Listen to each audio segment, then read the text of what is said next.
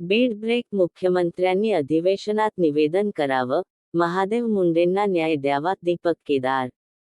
महादेव मुंडे यांच्या मारेकऱ्यांना अटक करावं या मागणीसाठी ज्ञानेश्वरी मुंडे यांनी विष राशन केलं होतं.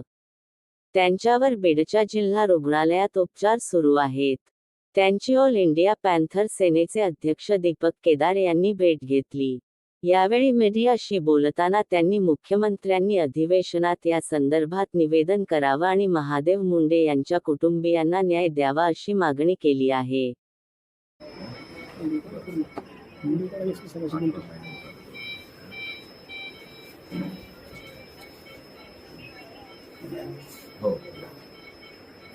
दुर्दैव आहे की एका न्यायासाठी 18 महिने लागतायत. अतिशय निर्गुणपणे हत्याकांड झालं आणि त्याचा तपास का लागत नाही, याच्यावर कुणाचा दबाव आहे? आतापर्यंत काय इन्व्हेस्टिगेशन झालं हे तर पुढे मांडा. या संदर्भात गृहमंत्र्यांनी अधिवेशनामध्ये निवेदन तर सादर केलं पाहिजे. एवढ्या चौकशा नेमल्या, आरोपी का सापडत नाहीत? एका आईला आणि एका पत्नीला मेल्यावर न्याय मिळणार आहे? हे दुर्दैव आहे. मी आज त्यांची भेट घेतली आणि त्यांनी आम्हाला जाहीर सांगितलंय की जोपर्यंत न्याय मिळत नाही तोपर्यंत मी जगणार नाही. अशाच पद्धतीने दर महिन्याला विष पिणार आणि मरणार.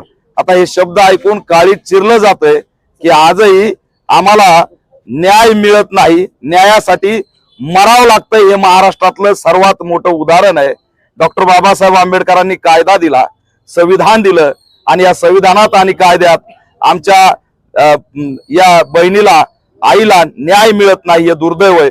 गृहमंत्र्यांनी आता तरी या प्रकरणात गांभीर्याने दखल देऊन या प्रकरणाची सखोल चौकशीची पुन्हा एकदा मागणी करून जे जे इन्व्हेस्टिगेशन मध्ये सापडलंय ते सगळं फॉलो करून आरोपीला अटक केली पाहिजे अशी सुद्धा आमची मागणी आहे.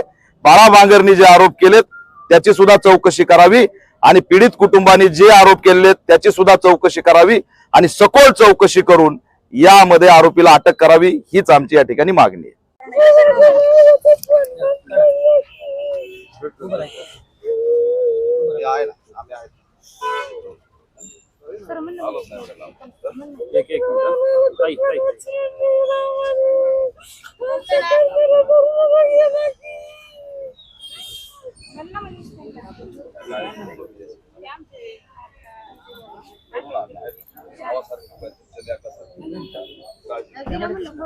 पाहिजे